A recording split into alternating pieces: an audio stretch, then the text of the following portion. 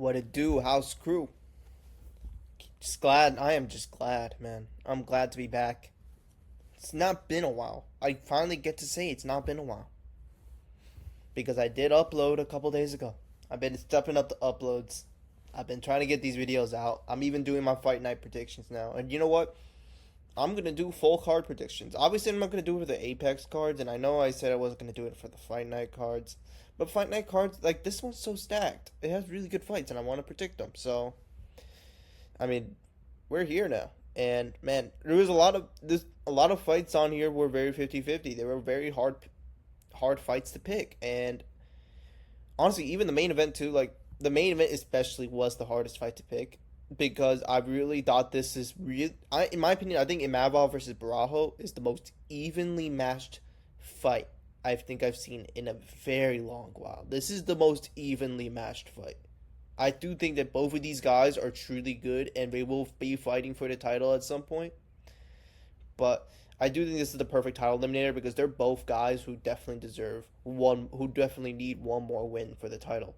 So, yeah, you know what? Even Mavov, I don't think Mavov needed one more win. I felt like he could have been the next guy regardless. But he chose to fight Barajo, so I kind of have to respect him for that, you know? Granted, he did say no before, and we all know he wanted to fight in Paris. So, there's some stipulations to that, but who cares?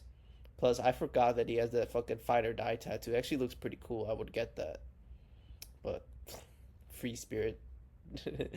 His throat's a free spirit. I'm sorry. Okay, let's get to the prelims. Starting off with the first fight of the card, Shauna Bannon. I think it's Shauna Bannon versus Sam Hughes. Now, I am not a WMMA expert. I know a bit about WMMA, but this is actually a fight that I honestly could predict. Before, I was kind of just bullshitted. You know, I was just kind of going with the fighter because based on records and all that stuff because I didn't really watch those fights. But I have seen Sam Hughes fight and I have seen Shauna Bannon fight. And honestly, I'm going to say this. I think Sam Hughes will win this, but it is going to be a close fight just because of the fact I feel like both of these people kind of are unremarkable.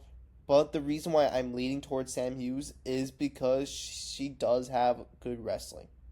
And I do feel like Sam Hughes might be a better grappler than Shauna Bannon. Shauna Bannon did have an impressive armbar finish against Pooja Tamar, but she got almost slept on the feet by Pooja Tamar too, and it was it was an opportunity thing, and I felt like it was kind of a retarded move for Pooja Tamar to kind of let her arm be like that. I don't know. It was just a case of Shauna Bannon found the right opportunity to get a finish, and she did because she would have got it finished in any other scenario. But with Sam Hughes, like, you look at some of her wins, and she's able to beat some of the people that are better than Shauna Bannon using her wrestling. And she does have some wins over people who are better than Shauna Bannon. And I feel like this will be the same case. I do think Shauna Bannon will definitely bring a tough fight to Sam Hughes, and I do think this will be close. So I'm going to go with Sam Hughes by decision. It's probably going to be a split decision, honestly. And I think Sam Hughes will get the win here. Maybe Shauna Bannon the judges might lean towards Shauna Bannon, but I do think that Sam Hughes will show a better performance in this fight. So I'm going to just go with Sam Hughes by decision. Anyways, I don't give a fuck about this fight. Let's go to the next one. Andreas Gustafsson versus Rinat Vakhmetdinov. I'm going with Gustafsson. I did not think. I watched that Renat versus Leal fight. Holy hell. How did... I'm not even going to say anything political, but it is so ironic that the guy on the judges panel named Mohammed gave Rinat Fakhretdinov 3-0 against Carlos Leal. It is just ironic. I am going to leave that there. I'm just going to leave that there. I do think that Abu Dhabi judging is very shit, and the UFC 308 judging in that fight was also pretty mid, especially in the Ankalaev Rakic fight as well. I'm going to be real. I felt like Rakic won that. But apart from that fight, I do think that this is one of the biggest robberies, and it's just like it's not even a one-time thing. Renat has done this before. He has had these close fights, these split decisions where it could have gone the other way, and I do not think he's going to get by Andreas Gustafsson like that. He is not going to make. I don't think Gustafsson is going to make this a close fight. He is going to go out there and do everything he can to pressure Vakurdinov, get him against the cage, clinch with him, batter him in the clinch, because that's where he's the strongest at. The way he did Chaos Williams, I picked Chaos Williams to win that fight because I thought, oh, I think he could have caught Andreas Gustafsson. He definitely has been chinned before, and he leaves his chin up there, and he has gotten rocked. And I felt like a guy like Chaos Williams would do it, but no, he got mauled, destroyed, and Chaos Williams doesn't get destroyed like that. He's gotten submitted before, but he doesn't get destroyed and mauled like that. Like the way Chaos Williams was like in the end of the second round, holy shit. And I do not think that Rinat Vakurdinov is surviving that onslaught. He's just not. I do think this is going to be a very dominant Andreas Gustafsson 29-28 decision. I do think Rinat Vakurdinov might get the first round. Make some momentum. He might mix in some wrestling as well. I don't think it'll work against a guy like Gustafsson, but I do think that Gustafsson is the type of guy who will just steamroll anyone. And I do not think Vakurdinov is going to have that type of fight with Gustafsson like he had with Leal and Dalby and, many others. Like Dos Santos as well. So it's just up to the fact that I just think that Gustafsson is just the better pressure fighter. He's really good in the clinch, and we have seen that weakness in Rinat Vakurdinov in the clinch. I do think he's going to push the pace in this fight, and he's just going to be a madman. He's just a madman, bro. He's fucking doped up, fucking like a fucking neo-Nazi. He's a neo-Nazi, I'm gonna be real. He's pretty fucking cool. I like Gustafsson. So, I'm going to go with Gustafsson. I'm going to go by decision, 29-28. Simple as that. He might get a finish, but I don't think he's going to finish a guy like Rinat. So, I think it will be very even first round, might lean towards Rinat. And in the second and third round, I think he will pick up the pace and he will just keep going. And I think Rinat will just have no answers. So, yeah. Next, we got Brad Tavares versus Robert Britchek. Britchek? I don't know how to fucking say it. I'm going Brad Tavares by decision. Britchek sucks. He sucks. You do not lose to Ihor Portiera by decision, getting dropped like that by Ihor Portiera, who was on short notice. You do not do that and then expect to win against a guy like Brad Tavares. Brad Tavares didn't look that great in his Gerald Mishar fight, but he's still pretty decent, and I think he has some really good striking still. And I just think he's just going to get an easy 30-27 decision against Robert Britchek. He's just going to tick all the marks to beat him. And I just do not rate Britchek that high. This is the easiest fight on the card to pick because I just do not think that Tavares is going to lose this guy. I'd be impressed because how do you lose to old Ihor Portiera but beat Brad Tavares? It just doesn't make sense. Yeah, I mean, I do not like him at all. I do not rate him at all as a fighter. I'm going with Tavares by decision, 30-27. Let's just leave it there. This is the easy fight to pick. I do not need to explain this more. Next, we got a really good fight. Get the fuck out of here. We got Sam Patterson. Oh my god. This fucking website, bro. Sam Patterson versus Trey Waters. I'm going to Sam Patterson by submission. I do think that on the feet it is going to be pretty even. I do think Trey Waters does have some knockout power. He has big reach as well. This is going to be a rangy battle. These are both tall guys, and Trey Waters is taller, but he does have the reach disadvantage. But I do think where they're very even on the feet, they're not even on the ground. Sam Patterson is just superior in the submission game. He will definitely be able to take down Trey Waters, and I expect a pretty good submission win from Sam Patterson. I don't know which round. I'm going to go with round one. I'm just going to be bold. I think Sam Patterson will get there. He will probably kind of test the waters, no pun intended, on um on the feet against Trey Waters. It's going to be some exchanges, and then I think Sam Patterson is going to go for a takedown against the cage. He's going to get his back, and I do think that if he takes him down, he'll probably go for a rear naked choke or a Dutch choke.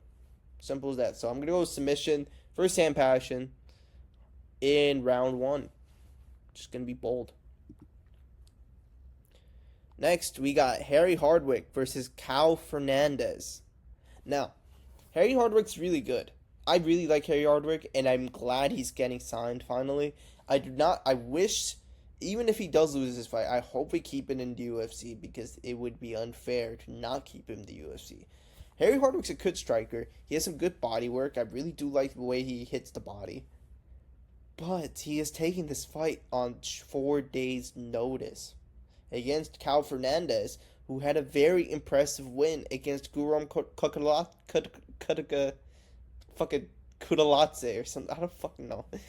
Kudaladze, And Guram is pretty good. And Cal Fernandez dominated him. The leg kicks were getting to him. And I just feel like he's going to do the same to Harry Hardwick. This is going to be I think Harry Hardwick's going to go there. He's going to fight his best. But in the end, it's just going to be up to who was on short notice and who isn't on short notice. If this was a full camp fight for both of them, I honestly would think this would be more even, but I do think Cal Fernandez, he was training for SDM, who is, honestly, I think I rate him higher than Harry Hardwick.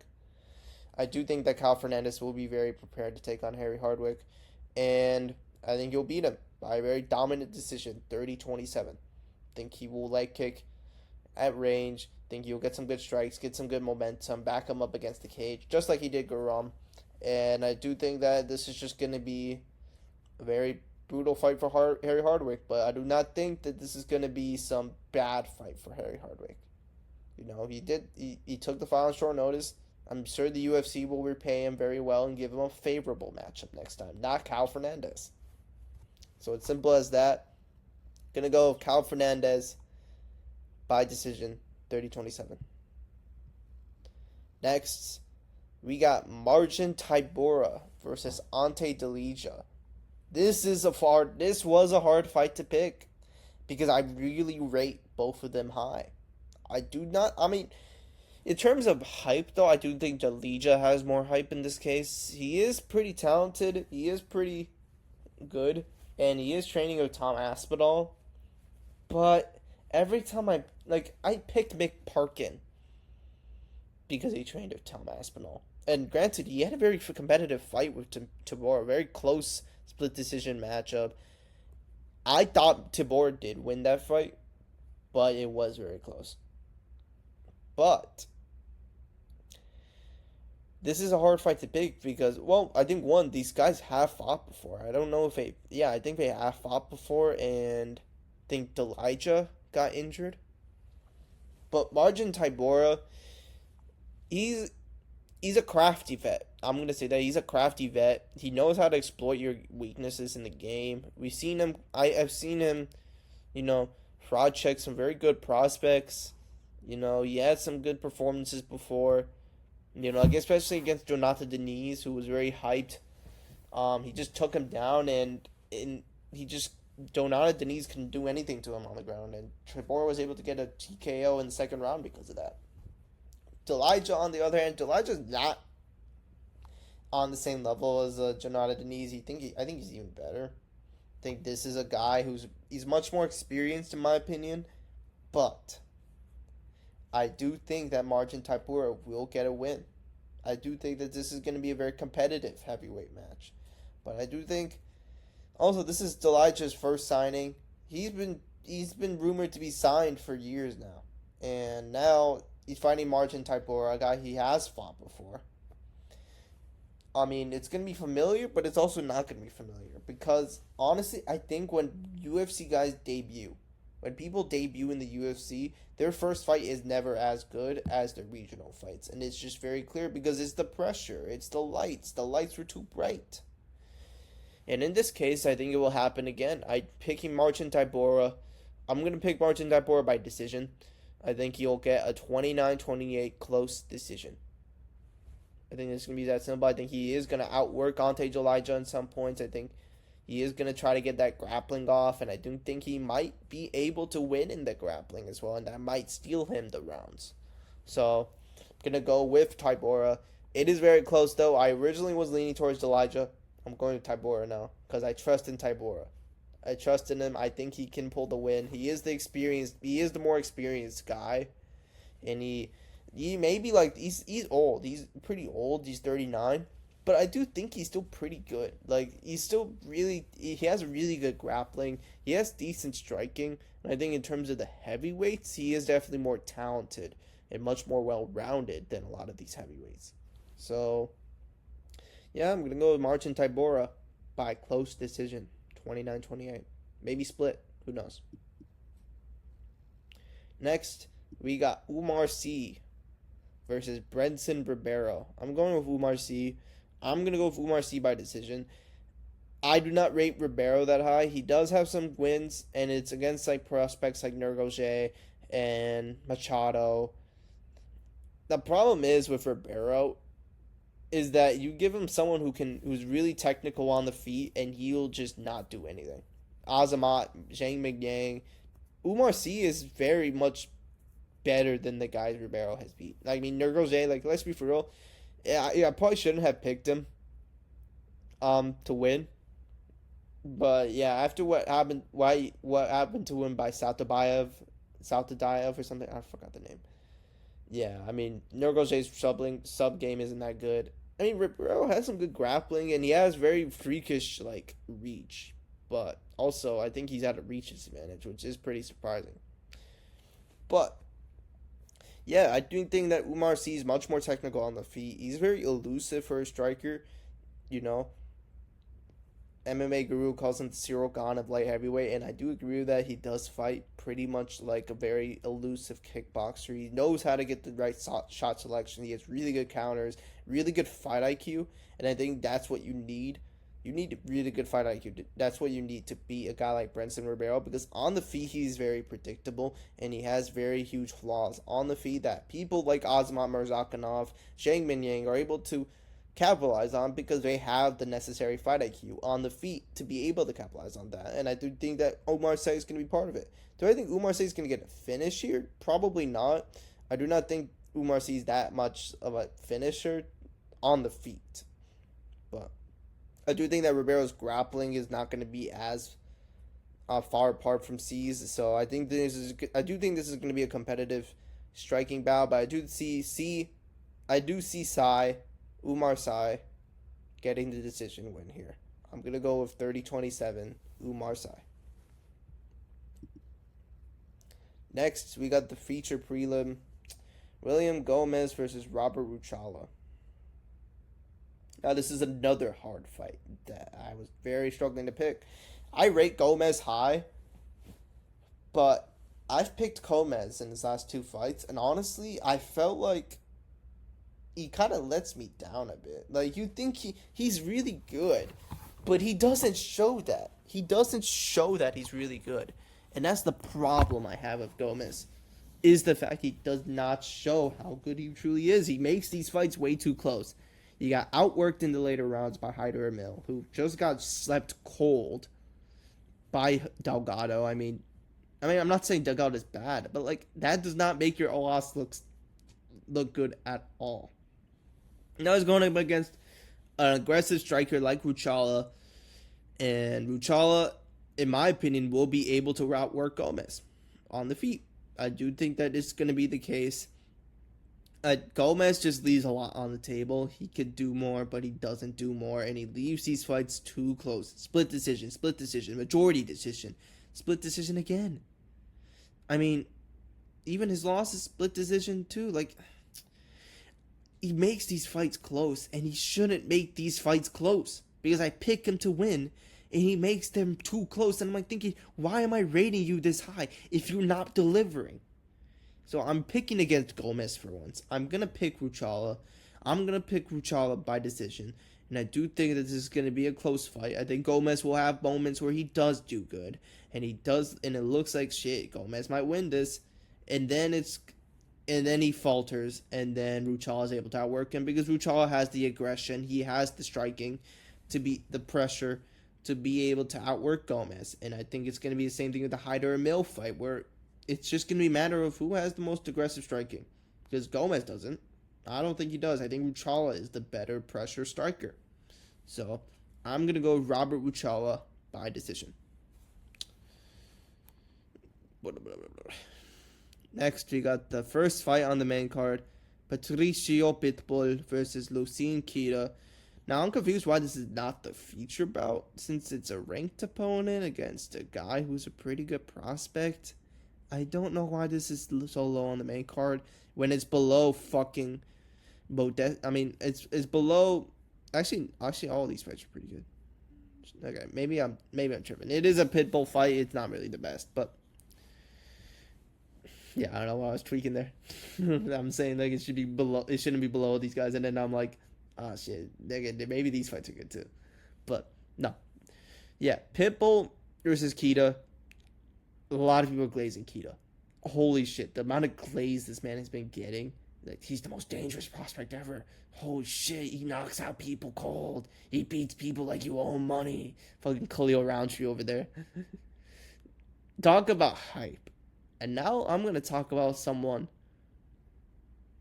even better. Destroying the hype. Pitbull will do that. I'm picking Pitbull to win. And you know what?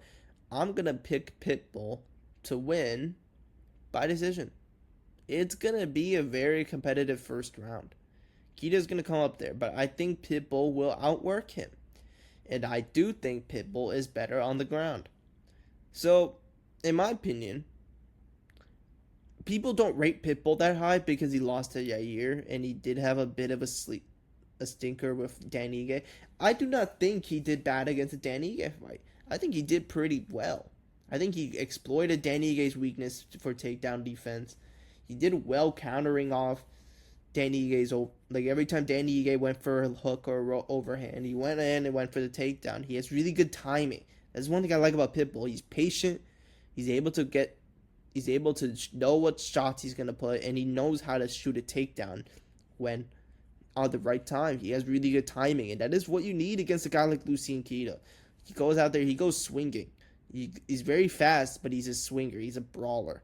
And those are the type of guys that Pitbull is able to read. The problem is, Pitbull is pretty old, but he did look pretty decent in the Dan Ige fight, and I do think that Dan Ige is better than Lucien Kita.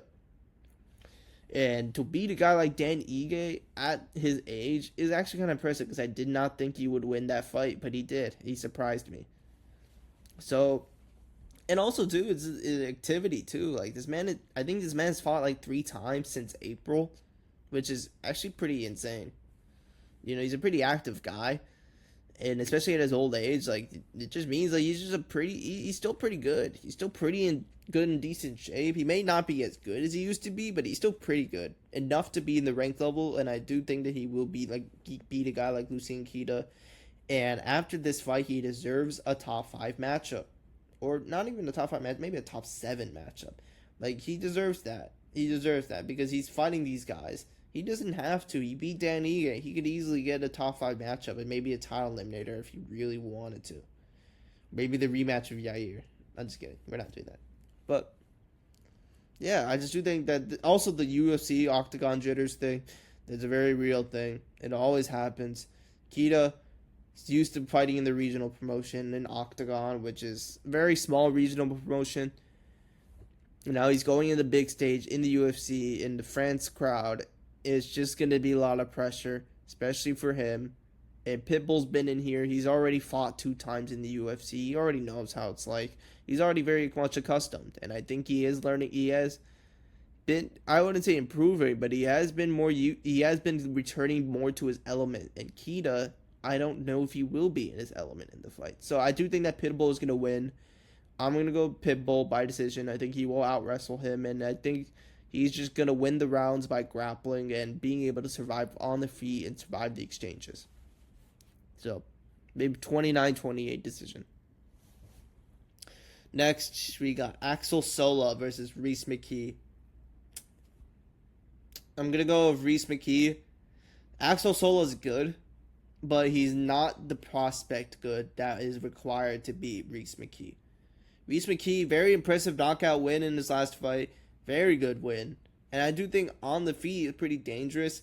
And we have seen Axel Sola get beat on the feet by guys worse than Reese McKee. I think Reese McKee is gonna come out there. He's gonna put the pressure on him, and I do think that he will be able to beat Axel Sola pretty handedly on the beat. On the feet. I'm gonna go Reese McKee by knockout in the first round. I think he drops Axel Sola, and I think he's gonna go in there with the ground and pound TKO finish. I just don't think Axel Sola's stand up is as good as a lot of people think he is, and he did look pretty iffy in his regional fights, and I think Reese McKee looked really impressive in his last fight. And don't be fooled by the record, That's Reese McKee going against UFC guys. So I think Reese McKee will be able to handily beat him on the feet, knock him out in the first round. So I'm going to go with Reese McKee, knockout, first round. Next, for the feature bout, Balaji Oki versus Mason Jones. This is a good fight. I actually think this fight's going to be pretty good. I'm going to go with Mason Jones just based on the fact Mason Jones is just the grittier fighter. He looked really good in the Jeremy Stephens fight, and I say that because I said Mason Jones would grapple the hell out of Jeremy Stephens, but no, he hung with him on the feet, which I thought was his weakness. But no, he looked good on the feet against Jeremy Stephens, and I know that's not that impressive, but yeah, I mean, I do think that his grappling still is strong too. I do think his striking is a bit more to be desired, but Balaji Oki is a round one fighter, and I'm gonna be for real. I think that Mason Jones will just outwork Balaji Oki. I think in the first round he might be able to get some momentum, and Oki takes the first round, and then second round, third round, Mason Jones will outwork him. I think he'll mix in the grappling and the wrestling, and it will definitely limit Oki's striking and make him more hesitant. And I do think that Mason Jones, even though he is the slower striker, I think he will be the one to outstrike Oki in the later rounds. So I'm going to go with Mason Jones by 29-28 decision. Very clear. Oki wins the first round. Second round, third round, Oki slows down. Mason Jones' speed keeps going, and Jones picks up momentum and wins second round, and then he wins the third round even more clearly. So, yeah, I'm going to go with that. Next, we got Modestas Bukauskas. Just kidding. Modestas Bukauskas versus Paul Craig. I'm going Modestas Bukauskas by KO in the first round. I do not think Paul Craig has even thought about improving his stand-up at all since he started as a UFC fighter. Holy hell. This man is... I'm going to be for real. What I'm going to say about Paul Craig has a lot to do with what I'm choosing for the main event. But holy hell, Paul Craig's stand-up is so... It's so, weird and strange because all he does is have that rear body kick. The weird body kick of doom and destruction. I'm sorry, if you're getting pieced up if you're getting beat on the feet by Bo Nickel that bad, I just don't rate your stand-up at all. I'm just going to say that. I don't rate it at all.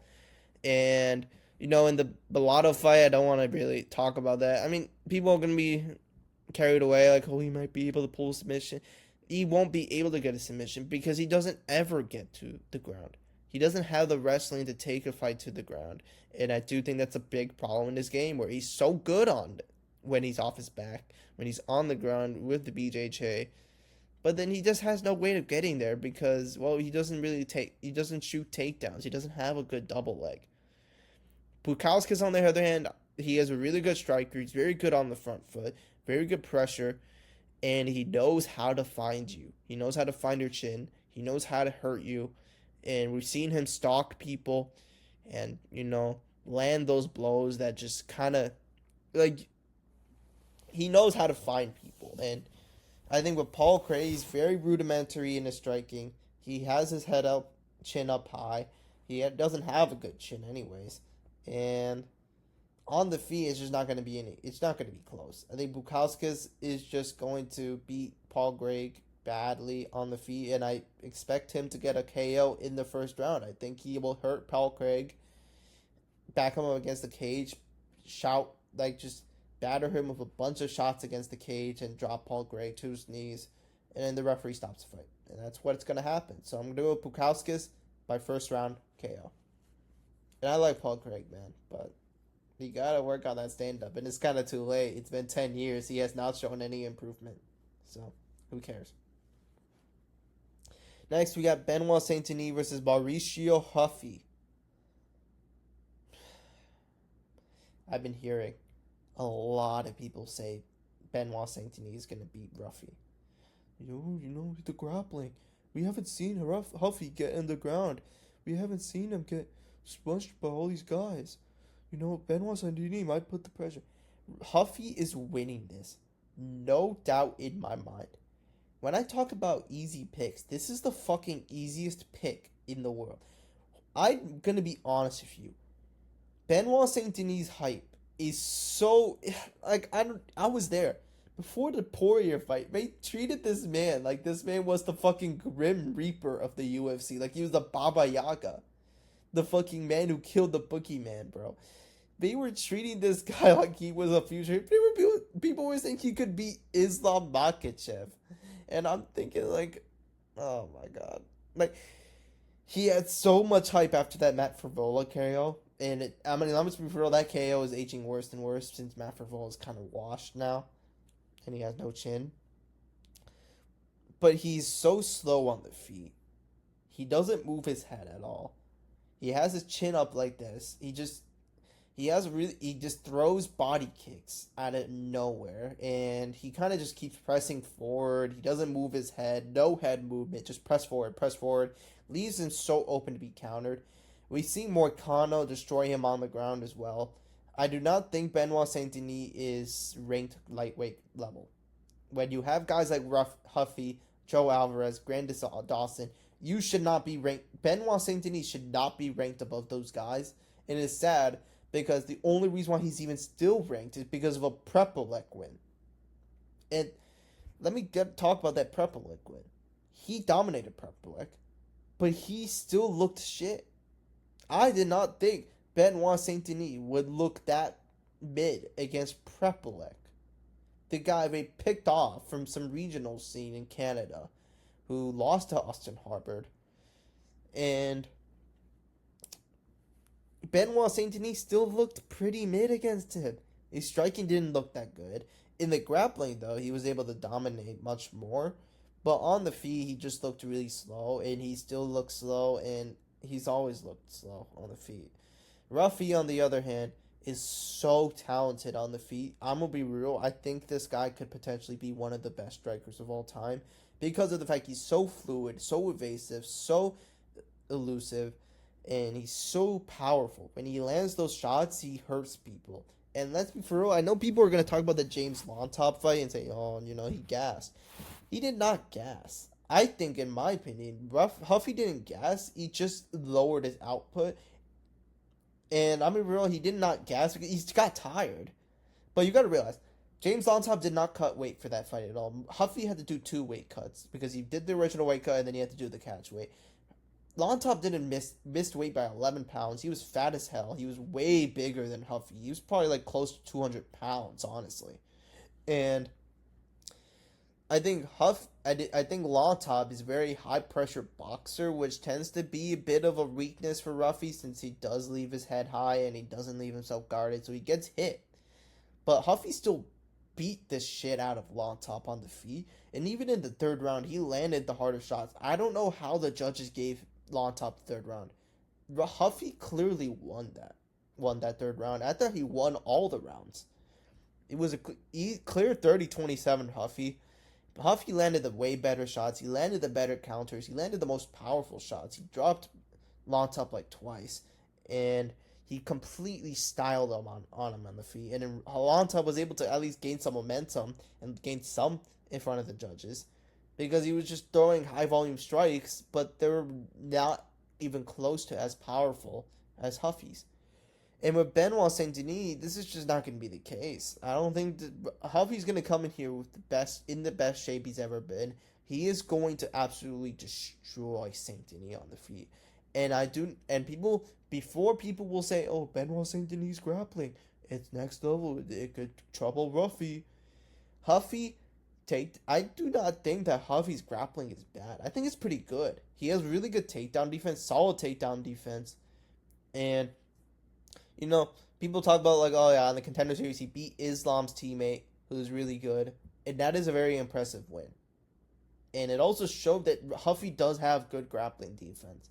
And with BSD, this is not going to be Islam's teammate. This is not going to be any other guy in the top 5 that can actually shoot takedowns. It's going to be BSD, who has the most telegraphed takedowns in history. He's the most telegraphable person in the lightweight division. Slow striker. He's a good grappler when he gets you on the ground, but when he tries to take you down, he's not as good. And I think Huffy will see past that. He will know what Benoit Saint Denis is going to do. He's going to press forward. He's going to shoot a takedown. He's just going to do that. And Huffy's going to be able to predict that. He's a fighting nerd at all. They study the hell out of their opponents. You got to take that into effect. Huffy is going to destroy Saint Denis on the feet. And he's just going to destroy Saint Denis in general. I'm going to go with KO in round 2 for Mauricio Huffy or Santos. I don't know. Yeah, so KO, round 2, I think. Round 1 is going to be pretty decisive. Ruffy's going to get some good shots. I think Ruffy will take that round. And then in the second round, he's going to hurt Saint Denis as he loses some steam a little. And then finish him on the feet. So, yeah. Next, for the main event, Nasruddin Imavov versus Kyle Borralho. Good fight. This is a good fight. Why do I say this is a good fight? This is such an evenly matched fight. Let me tell you. I'm glad this fight was made because this was a fight that needed to be made. Now, this was a fight that needed to be made months ago. It should have been made for Abu Dhabi. But Imavov didn't. But Izzy fought Imavov. And before the Izzy fight, I honestly thought Borralho would have destroyed Imavov pretty easily. But I'm rewatching Imavov's fights, and I'm watching Borralho's fights. Imavov has looked more impressive in his fights against better competition. In my opinion, I don't think he was losing that bad to Israel Adesanya. It wasn't like, oh, Izzy was dominating round 1, and he just got caught. Like a lot of Izzy fans say, they try to cope. They're like, oh, he got caught, and Imavov was losing bad. He was getting beat the fuck up, and he got a lucky shot. No, it was not like that. Imavov was doing decent on the feet. I think in round 1, Izzy was able to get ahead on the strike numbers, but it didn't look like he was dominating or hurting Imavov like that. He was landing good leg kicks, but Imavov was the one landing the damaging shots, especially in round 1 too with the uppercut. That was the most damaging shot of the fight, and the only reason why Izzy even won that round was because Izzy just was doing well on the volume, and also he was doing well, mitigating. He defended the takedowns pretty well. And then the second round, I was like thinking in my head, Imavov could do something really funny here. And he did. He knocked him out. And I was shocked. I was like, what the fuck? I was like, yo, I was so shocked. And then I'm like, looking back, I'm like, why was I shocked? I think Imavov's a really good boxer. He has really fast hands. He has really good power. His overhands are really dangerous. In my opinion, Imavov losing to Strickland isn't that bad because Strickland is really good. And I think after the DDP in the Paulo Costa fight, people are thinking like, oh, Sean Strickland sucks. He sucks. And it's just emotions. People are just offended by his character, so they think he sucks at fighting. But no, Sean Strickland's still one of the best strikers in the middleweight division currently. I think he's like the second. I'd say he's the best striker in the middleweight division currently because with Izzy, he dominated Izzy on the feet, so he's the best striker. He's a better striker than Izzy. Imavov, losing to Sean Strickland isn't that bad. Losing to Phil Hawes as your second fight in the UFC isn't that bad, considering the fact that Phil Hawes was cheating, and it was still a pretty close fight with Imavov almost even getting a finish. But I rewatched the Izzy fight. I rewatched the Dolidze fight, the Brendan Allen fight, the Cannonier fight. One thing I noticed, I do think that on the feet, Imavov is better than Borralho. Borralho has not looked that impressive in his win streak. He has beat some pretty good opponents, but I was rewatching the Abus Magomedov fight. I was rewatching the Arman Petrosian and the Muradov fight and the Ola Jacek fight. He didn't look that impressive on the feet with the hype he was getting. You know, in my opinion, I think Kyle is the worst fighting nerd in the team. Out of all the four guys, he is the worst one. That's not a bad thing. I'm not saying he's a bad fighter, but Imavov is a tough matchup.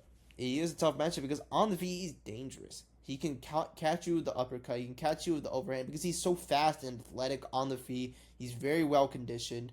He has very good takedown defense. In my opinion, I do think that Allen fight is a pretty bad look, and it did make me choose Borralho for a very quick while. But I'm choosing Imavov, and I'm going to choose Imavov by very razor close decision. And the reason why I am choosing Imavov by close decision is because I think he will outland Borralho on the feet. I think he will land the faster. He will have much more. He will be much more active on the feet, and I do think if he backs up Borralho, that's where Borralho's the weakest at, because we've seen Borralho have weak boxing defense.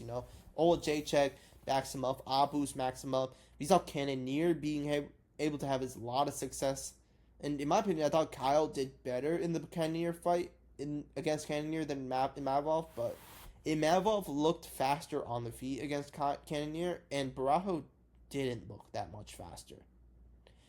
And that's the problem. Borralho is he's a very selective technical striker, karate stance kind of guy. Imavov is a fast boxer who has really good pressure, really good timing. And that is what you need to beat a guy like Borralho. But this is not going to be a clear win for Imavov. This is going to be a hell of a close fight. Every round will be close. I mean, I want to say every round will be close, but this is going to be a close fight where I think a lot of people will look at the decision and think the other guy should have won. If Kyle Borralho wins this, people are going to say Imavov should have won. If Imavov wins this, people are going to say, no, French bias, Borralho won. In my opinion, though, when you study their fights, when you study the records, when you study all these type of things, honestly, I think Imavov has one of the best records right now. I mean, the best win streaks right now in terms of, he's on a 4-5 win streak, not as high as Fluffy's or RDR's, but in terms of the opponents he's beat, I mean, in my opinion, I thought he deserved a title shot before Khamzat. The moment he knocked out Izzy, he deserved the title shot. And I felt like Khamzat only got it because of the fact that he is a very popular fighter. But in terms of merit, Imavov deserved a title shot way more than Khamzat. But I'm glad to see Imavov at least still take on contenders instead of just waiting for a title shot. And I'm glad it's against Kyle Borralho, who needed to fight somebody in the top 5. So I'm kind of glad this fight is happening. But I'm going for Imavov by very razor close decision. 48-47 split decision. I am predicting a split decision right now. So Imavov 48-47 on 2 judges' scorecards. How about that? But my predictions: Imavov by decision, Ruffy by round 2 knockout, Casas by round 1 knockout, Mason Jones by decision, Reese McKee by round 1 knockout, Pitbull by decision, Ruchala by decision, C by decision, Tybura by decision, Cal by Fernandez by decision, Sam Patterson by submission in round 1, Brad Tavares by decision, Gustafsson by decision, Sam Hughes by decision. A lot of decision predictions. Those are my predictions for the whole UFC Paris fight card. See you in the next one. My voice is tired. I want to sleep.